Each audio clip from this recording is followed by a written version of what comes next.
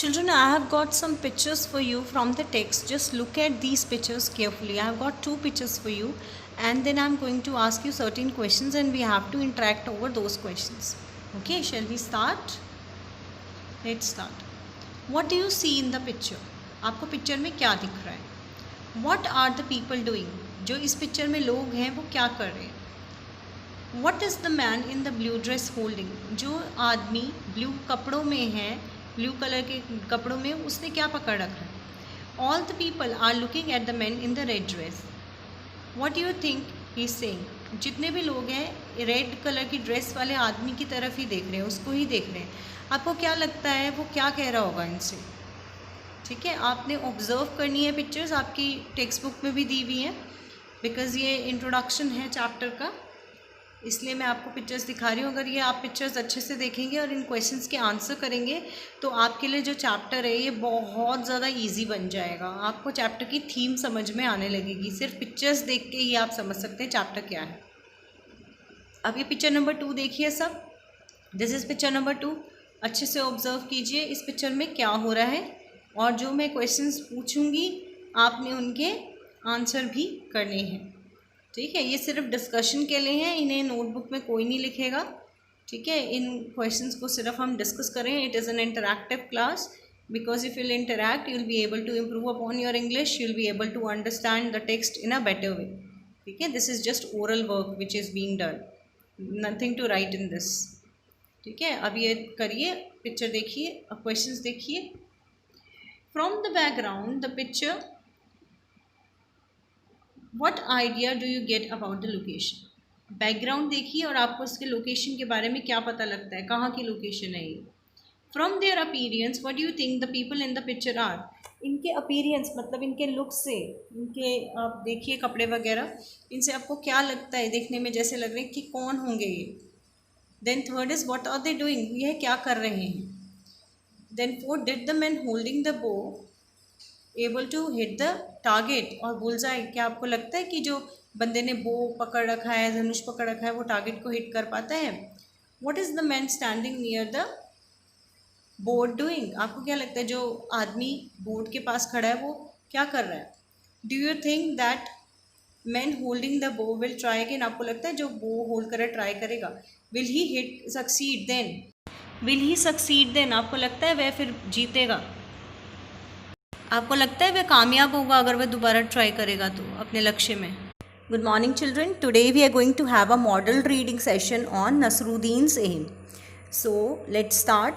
Just see how we have to pronounce each word, taking care of the voice modulation. So let's start. One day Nasruddin was chatting with his friends. He began to boast, "No one can match my skill in archery. I string the bow, take an aim and shoot an arrow. Whoosh! The arrow is shot to hit bang on the target."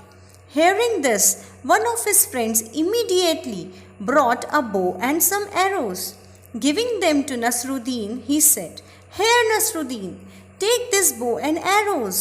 Then pointing towards the target, he said, "Aim at that target and shoot an arrow." So children, are you able to follow how you have to read this page? This is page number 44 as given in your book. Okay, you have to read with correct pronunciation and voice modulation. Let's move on to page 45. Nasruddin held the bow in his hands, strung it, aimed at the target and shot an arrow. Woo! The arrow didn't hit the target. Instead, it fell down somewhere in the middle. Ha ha ha! His friends started laughing. They said, "Hey Nasruddin, is this your best aim?" "Oh no, not at all," said Nasruddin, defending himself. "This wasn't my aim, it was Azad's aim. I just showed you how the Azad shoots an arrow." Saying this, Nasruddin picked up another arrow. Once again, he strung the bow, aimed at the target and shot the arrow. This time, the arrow fell a little further than where it had fallen before. So children, that was page number 45. Again, you have to read it with correct pronunciation and proper voice modulation. Now proceed to page number 46. "But it certainly didn't hit the target," they asked Nasruddin. And this must be how you shoot an arrow? Of course not, argued Nasruddin. Even this aim was not mine. It was the chief guard's aim. Now somebody remarked, well, now who's next on the list? Hearing this, all the friends burst out laughing. Nasruddin didn't say a word. He quietly picked up one more arrow and again, and this time Nasruddin was lucky. The arrow hit bang on the target. That was page number 46, children. You have to read it like this only, okay? Because if you'll get the correct pronunciation, then there won't be any trouble in understanding the chapter also, okay? So, let's move on to page number 47. Everybody stared at Nasruddin, their mouths agape in amazement. Before anyone could say anything, Nasruddin said triumphantly, "Did you see that? It was my aim." So this was model reading session. This is how you have to read this chapter with correct voice modulation, children. Alright, practice it. Children, this is explanation part of the story Nasruddin's aim. Nasruddin's aim मतलब नसरुद्दीन का निशाना, ठीक है. M का मतलब यहाँ पे लक्ष्य नहीं है. Aim doesn't means your target, it means aim, what you aim for. Okay, when you hit something you hit an aim, isn't it. तो एम यहाँ पे है आपका निशाना, ठीक है. तो चलिए समझते हैं इस चैप्टर को. बहुत ही इंटरेस्टिंग चैप्टर है ये. One day Nasruddin was chatting with his friends. He began to boast, "No one can match my skill in archery. I string the bow, take an aim and shoot an arrow." एक दिन क्या होता है, नसरुद्दीन अपने friends से chatting कर रहा होता है, बातचीत कर रहा होता है अपने दोस्तों से, ठीक है. ही बिगेन टू बोस्ट, वो घमंड करने लगता है, अपनी शेखी मारता है, ठीक है, अपने बारे में बातें बनाता है, ठीक है, बड़ी बड़ी बातें करता है कि भाई मेरी जो स्किल है ना, मेरी जो कला है आर्चरी की, धनुष बाण जो चलाने की मेरी जो कला है ना, उसको कोई मैच नहीं कर सकता. नोबडी कैन मैच दैट, मतलब उसका कोई मुकाबला नहीं कर सकता. There is no competition of that, ठीक है. तो I string the bow, take an aim and shoot an arrow. वो कह रहा है कि मैं जो बो होता है, जो धनुष होता है, उस पर वो स्ट्रिंग चढ़ाता हूँ. जो स्ट्रिंग दिखती है ना आपको, लंबी सी एक तार सी, ठीक है, वो चढ़ाता हूँ, एक एम लेता हूँ और एरो से उसको शूट कर देता हूँ, जो भी निशाना सोचता हूँ, ठीक है. Whoosh, the arrow is shot to hit bang on the target. वो कह रहे हैं ऐसे वुश करके आवाज़ करता है वो एरो, ठीक है, जो भी तीर होता है, और वो श्योर है कि अपने टारगेट को हिट कर देता है. टारगेट मतलब जो मैंने एम साधा होता है ना, निशाना, उसको वो हिट कर देता है. Hearing this one of his friend immediately brought an bow and some arrows. अब ऐसा सुन के उसका एक दोस्त होता है, वो इमीडिएटली फटाफट से क्या लाता है उसके लिए, बो लाता है, धनुष लाता है और कुछ तीर ले आता है. Giving them to Nasruddin he said, "here Nasruddin, take this bow and arrows." और उन्हें नसरुद्दीन को देता है और कहता है कि ये लो नसरुद्दीन, ये धनुष है और कुछ तीर हैं, ठीक है. Then pointing towards the target he said, "aim at that target and shoot an arrow." और एक टारगेट को पॉइंट आउट करता है, एक निशाने के लिए बोलता है कि इधर जो है निशाना मारो. एक लक्ष्य उसके लिए तय करता है कि यहाँ पर तुम्हें निशाना मारना है, ठीक है, अपने एरो से शूट करके. नसरुद्दीन हेल्ड द बो in his hand, स्ट्रंग it, aimed at the target and shot an arrow. अब नसरुद्दीन जो है उसको बो को अपने हाथ में लेता है, धनुष को, और उसको जो उसका कमान है वो लगाता है और एरो जो है शूट कर देता है टारगेट की तरफ. वो the arrow didn't hit the target, instead it fell down somewhere in the middle. अब भाई क्या होता है, एरो जो होता है वो अपने टारगेट को हिट नहीं करता, अपने लक्ष्य को नहीं हिट करता, जहाँ निशाना साधना होता है वहाँ नहीं साधता, वो कहीं बीच में ही गिर जाता है. हाँ, उसके सारे फ्रेंड्स जो होते हैं, they started laughing. They said, "hey Nasruddin, is this your best aim?" और वो कहते हैं कि नसरुद्दीन, क्या ये तुम्हारा सबसे अच्छा निशाना है अभी तक का? "Oh no, not at all," said Nasruddin defending himself. वो उसका मजाक उड़ा रहे होते हैं, क्योंकि वो तो बड़ी तारीफ कर रहा होता है ना अपनी, कि भाई मैं तो निशाना लगा सकता हूँ, मेरे को तो निशाना साधना आता है. अब उसकी इंसल्ट हो जाती है, क्योंकि जब हम किसी चीज़ की बहुत ज़्यादा तारीफ़ करते हैं और वो नहीं कर पाते तो मजाक उड़ता है ना हमारा भी. तो अपने को बचाने के लिए वो कहता है ये मेरा एम नहीं है, ये आज़ाद का एम है, ठीक है. आज़ाद एक फ्रेंड होता है, उसका एम है, ठीक है. वो कह रहा है मैं तुम्हें बता रहा हूँ कि आज़ाद जो है वो कैसे एरो शूट करता. Saying this Nasruddin picked up another arrow. अब ऐसा बोल के नसरुद्दीन जो है एक एरो और उठा लेता है कि भाई अब मैं तुम्हें दूसरा एक एरो मार के दिखाऊंगा, ठीक है. Once again he strung the bow, aimed at the target and shot the arrow. Again वो धनुष में कमान लगाता है, तीर को छोड़ता है निशाना लगाने के लिए, बट वो निशाना लगाने के लिए उसे छोड़ता है। फिर क्या होता है, this time the arrow fell a little further than where it had fallen before. अब इस बारी क्या होता है, जो एरो होता है वो थोड़ा और दूर जाके गिर जाता है, जहाँ पहले गिरा था ना उससे थोड़ा सा और दूर जाके जो है वो गिर जाता है। ठीक है, समझ आ रहा है? But it certainly didn't hit the target. They asked Nasruddin, and this must be how you shoot an arrow. अब श्योरली, सर्टेनली का मतलब होता है श्योरली। ठीक है, श्योरली ये जो है टारगेट को तो हिट नहीं करता, बस उसी से उस पहले वाली एरो से ही थोड़ा सा दूर जाके गिर जाता है। ठीक है, तो श्योरली ये टारगेट को हिट नहीं कर पाता एरो। ठीक है, तो वो नसरुद्दीन से पूछते हैं कि नसरुद्दीन, तो अब इसी तरह तुम एरो शूट करते हो? Of course not, argued Nasruddin, even the aim was not mine, it was the chief guard's aim. अब नसरुद्दीन फिर से अपने को डिफेंड कर रहा है, ऑफ कोर्स नॉट, ये वो आर्ग्यू कर रहा है, बहस कर रहा है कि मेरा एम थोड़े ना है, ये तो चीफ गार्ड का एम है। ठीक है, वो इस तरह से निशाना लगाता है। Now somebody remarked, well now who is next on the list. अब भाई कोई और उसका फ्रेंड जो है वो ऐसा बोलता है मजाक उड़ाने के लिए, अब तुम किसका नाम लोगे, अगली किसका नाम है अब तुम्हारी लिस्ट में, अगला नाम किसका है? क्योंकि तुम एरो तो हिट करना आता नहीं है तुम्हें, बस तुम एक्सक्यूजेस दे जा रहे हो, ये इसका एम है, ये उसका एम है, इस तरह से वो हिट करता है, उस तरह से वो हिट करता है, तुम तो बस एक्सक्यूजेस ही दिए जा रहे हो। ठीक है, then hearing this all the friends burst out laughing. अब दोस्तों ने उसके सुना ऐसा तो वो और मजाक उड़ाने लग गए नसरुद्दीन का। ठीक है, कि इसको कुछ आता ही नहीं है, तो ऐसे ही हमारे सामने शेकी मार रहा है। Nasruddin didn't say a word, he quietly picked up one more arrow. अब उसको बड़ी इंसल्ट फील हो रही है नसरुद्दीन को, उसने पर एक भी शब्द नहीं कहा, उसने क्वाइटली चुपचाप से एक और तीर जो है उठाया चलाने के लिए। And again and this time Nasruddin was really lucky, the arrow hit bang on the target. ठीक है, बैंग होना था, धम से लगना ऐसे। ठीक है, तो इस टाइम जो था, इस बार जो है नसरुद्दीन लकी था। क्यों लकी था? क्योंकि इस बार जो है वो एरो जो है कहाँ हिट किया, बैंग ऐसे धम से लगा टारगेट के ऊपर, एम के ऊपर उसने निशाना साध दिया जहाँ उसे साधना चाहिए था निशाना।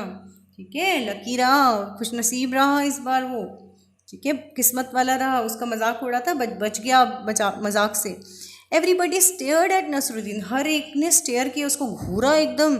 देयर माउथ्स अगेप इन अमेजमेंट, अगेप हो गए, वो एकदम सरप्राइज हो गए, उनके मुंह खुले के खुले रह गए, सरप्राइज हो गए वो लोग कि ये क्या हो गया, बिल्कुल एकदम इसने धम से सच में हिट कर दिया है इसको, एरो को। तो before anyone could say anything Nasruddin said triumphantly, did you see that, it was my aim. अब इससे पहले कोई और कुछ बोलता, नसरुद्दीन क्या बोल पड़ा? ट्रायफेंटली होता है विक्ट्रीली, मतलब हम कुछ जीत जाते हैं कोई चीज़ तो जैसे हमारी टोन हो जाती है जब हम जीतते हैं।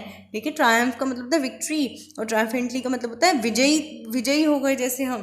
ठीक है, उस तरीके से उसको लगा ना मैं जीत गया, उस टोन में उसने बोला, क्या तुमने देखा, did you see that, it was my aim, ये मेरा निशाना था। ठीक है, अच्छी लगी स्टोरी सबको? Good morning children, today will be doing new words of Nasruddin aims chapter. Okay, so I'll be telling you the meaning along with the model sentences and you have to make your own sentences. ये सिर्फ आपकी understanding के लिए है. First word है chatting. Chatting करने का क्या मतलब होता है? गपशप करना. जब हम किसी से फ्रेंडली वे में या इनफॉर्मली बात करते हैं उसको बोलते हैं चैटिंग. तो मॉडल सेंटेंसेज है, I was chatting on Facebook with my friend. मैं अपने फ्रेंड से फेसबुक पे चैट कर रहा था. ठीक है, देन उसके बाद है she was chatting with my best friend in the classroom. वह मेरे बेस्ट फ्रेंड से चैट कर रही थी क्लासरूम में. आर्चरी, आर्चरी का मतलब होता है जब हम बो एंड एरो से शूट करते हैं ना, धनुर्विद्या, उसको बोलते हैं आर्चरी. इसके मॉडल सेंटेंसेस क्या हो गए? I took part in archery competition in school and I have done specialisation in archery. भाई मैंने स्कूल के आर्चरी कॉम्पिटिशन में पार्ट लिया और मैंने अपनी स्पेशलाइजेशन जो है वो किस में करी है? आर्चरी में करी है. मुझे धनुर्विद्या में महारत हासिल है. ठीक है, इसका मतलब होता है स्पेशलाइजेशन का. ठीक है, महारत हासिल करना, एक्सपर्टीज़ हासिल कर लेना किस चीज़ में. तो आपने ये मॉडल सेंटेंसेस की मदद से अपने सेंटेंसेस बनाने हैं. जितना बच्चों आप अपने आप बनाओगे उतना ज़्यादा आप लर्न कर पाओगे, क्योंकि अगर आप सेम वो कर दोगे तो फ़ायदा नहीं है. नेक्स्ट है स्ट्रिंग. स्ट्रिंग का मतलब होता है डोरी. ठीक है, a thread that can be twisted. डोर जो होती है. The clothes were hanging on the string. जो कपड़ों को हम किस पे सुखाते हैं? स्ट्रिंग पर सुखाते हैं ना. फिर है the string of my purse is of blue colour. मेरे जो पर्स की डोर है या डोरी है वो नीले रंग की है. टारगेट, टारगेट का मतलब होता है जो हमारा निशाना होता है जिसको हम साधते हैं, लक्ष्य. The aim of an attack. ठीक है, एग्जाम्पल हो गया he was our target in the match. ठीक है, हमारा टारगेट था वो मैच में it was very tough target to aim for, वह टारगेट बहुत ज़्यादा मुश्किल था हासिल करना। फिर है डिफेंडिंग, डिफेंडिंग का मतलब होता है प्रोटेक्ट करना किसी चीज़ को या किसी इंसान को हार्म या डेंजर से। जैसे my mother was defending my younger brother from father, मेरी मदर जो है उन्होंने मेरे ब्रदर को वो डिफेंड करी थी, प्रोटेक्ट करी थी फादर की एंगर से, ठीक है। The man was defending himself against theft, जो मैंने वो अपने को डिफेंड करा था, अपने को प्रोटेक्ट करा था चोरी से, बचा रहा था रोबरी से कि उसको ठग ना लिया जाए, ठीक है। चोर जो है उसकी चोरी ना कर ले, उससे वो अपने आप को प्रोटेक्ट कर रहा था, वो डेंजर था ना उसके लिए, उससे अपने को प्रोटेक्ट कर रहा था, अदरवाइज इसको हार्म हो जाता। ये सिर्फ मॉडल सेंटेंसेस है बच्चों, आपने अपने खुद के सेंटेंसेस फॉर्मुलेट करने हैं तभी आपको समझ में आएगा। आप अगर सेम कॉपी कर लोगे तो आपकी समझ में कुछ नहीं आने वाला है। तो try to form your own sentences, अपने खुद के सेंटेंसेस फ्रेम करेंगे सब। ये सिर्फ एक आइडियल मॉडल आंसर है। देन है अमेजमेंट, अमेजमेंट का मतलब होता है बहुत ज़्यादा सरप्राइज्ड हो जाना, ठीक है, बहुत ज़्यादा शॉक्ड हो जाना, ठीक है। She shook her head in amazement, उसने अपना सर हिलाया अमेजमेंट में, हैरानी में। I answered the question in amazement, मैंने क्वेश्चन का आंसर किया हैरानी से, ठीक है। फिर है ट्रायम्फेंटली, ट्रायम्फेंटली का मतलब होता है कोई जब हम विक्ट्री हासिल कर लेते हैं तो हम हैप्पी और प्राउड जो फील करते हैं, ठीक है, तब हम कुछ रिस्पॉन्स देते हैं, उसको बोलते हैं ट्रायम्फेंटली रिस्पॉन्स करना, ठीक है। She shouted triumphantly after winning the match, भाई उसने मैच जीत लिया इसलिए वो बहुत ज़्यादा खुशी के मारे उसने शाउट किया, ठीक है। उसको कोई विक्ट्री मिली, कोई विजय हासिल करी, उसने विजय हासिल करी तो विक्ट्री के मारे उसने शाउट किया, ठीक है। A girl triumphantly showed her trophy to everyone, एक गर्ल ने अपनी जो ट्रॉफी थी वो सबको ट्रायम्फेंटली दिखाई, विक्टोरियस इमर्ज हुई है ना, तो she felt happy and proud, ठीक है, तो उसने सबको अपनी ट्रॉफी दिखाई। तो ये आपके न्यू वर्ड्स के सेंटेंसेस है नसरुद्दीन ज़ेम के। इनके अलावा कोई ऐसा वर्ड नहीं है जो आपने पहले ना सुना हो, बाकी सारे इजी वर्ड्स हैं। These are some new words for you and you should be able to formulate sentences on them and you should practise as much as possible because this will help to improve your vocabulary. जो भी आप words पढ़ते हैं उनको use करें अपने day to day life में, तो ही आपकी स्पोकन इंग्लिश जो है वो भी इम्प्रूव होगी और आपकी वोकैबुलरी भी स्ट्रांग होगी। तो आगे से आपने ये वर्ड्स यूज़ करने हैं अपनी डे टू डे लाइफ में और सेंटेंसेस बना के दिखाने हैं मुझे, ये आपका होमवर्क है, सबके सब बच्चे ये करेंगे। Good morning children, today will be doing question answers on Nasruddin aim. So let's start. Page number 48, question number 1 is what did Nasruddin boast about, Nasruddin किस चीज़ की अपनी शेखी बढ़ाता था, किस चीज़ के लिए अपना घमंड करता था। Nasruddin boasted about his excellent skills in archery, Nasruddin को ये घमंड था कि उसकी जो आर्चरी की धनुष बाणी की जो स्किल्स हैं वो एक्सीलेंट है, धनुर्विद्या उसको बहुत अच्छी आती है, ठीक है। Why did Nasruddin take someone else's name and each time he miss the target, हर बार जब वो टारगेट मिस करता था तो किसी और का नाम क्यों लेता था नसरुद्दीन। इसका आंसर क्या आएगा, Nasruddin took someone else's name each time he missed the target so as to hide himself from the shame of not being able to aim the target। वो इस शर्म से बचना चाहता था कि भाई अगर वो टारगेट मिस करा था तो ताकि उसे शर्मिंदगी ना हो, उसके दोस्त उस पर हंसे ना, उसका मजाक ना उड़ाए कि वो टारगेट को हिट नहीं कर पाया, क्योंकि वो तो बोस्ट करता था, बहुत अपनी शेखी मारता था कि भाई मैं ही जो हूँ वो टारगेट हिट कर सकता हूँ, कभी मैं टारगेट मिस नहीं करता। फिर नेक्स्ट क्वेश्चन है वाई डिड नसरुद्दीन से it was my aim the third time, तीसरी बार नसरुद्दीन ने ऐसा क्यों कहा कि ये मेरा एम था, मेरा निशाना था। Nasruddin said it was my aim the third time because finally he was by then able to aim the target successfully, जब तीसरी बार उसने निशाना साधा था तो वह निशाना अपनी जगह पर लगा, इसलिए उसने यह कहा कि ये मेरा एम है। Do you think Nasruddin was good at archery, आपको लगता है नसरुद्दीन अच्छा था आर्चरी में। No, I don't think Nasruddin was not good at archery because he was not able to aim the target in his first and second turn. It was only in the third turn he was able to aim the target. ठीक है, मुझे लगता है वो अच्छा नहीं था क्योंकि पहली दूसरी बारी में वो टारगेट हिट नहीं किया था, बाय लक तीसरी बारी उसका हिट हो गया था, तो वो अच्छा नहीं था आर्चर। अब ये देखो आपको ये मैचिंग दी हुई है, आपने इनके मीनिंग्स के साथ मैच करना है, ठीक है। पहला है चैटिंग, चैटिंग का क्या होगा, मैंने आपको बताया था क्लास में, इनफॉर्मल टॉक जो होती है, ठीक है, उसको बोलते हैं चैटिंग, ठीक है। उसके बाद बताओ, आप लोग भी ट्राई करो अपने आप से। चैटिंग के बाद है अमेजमेंट, अमेजमेंट का मतलब होता है ग्रेटली सरप्राइज्ड। आर्चरी का मतलब होता है shooting with a bow and arrow. Defending का मतलब क्या होता है, डिफेंड करना, अपने को प्रोटेक्ट करना अटैक से, प्रोटेक्टिंग फ्रॉम अटैक।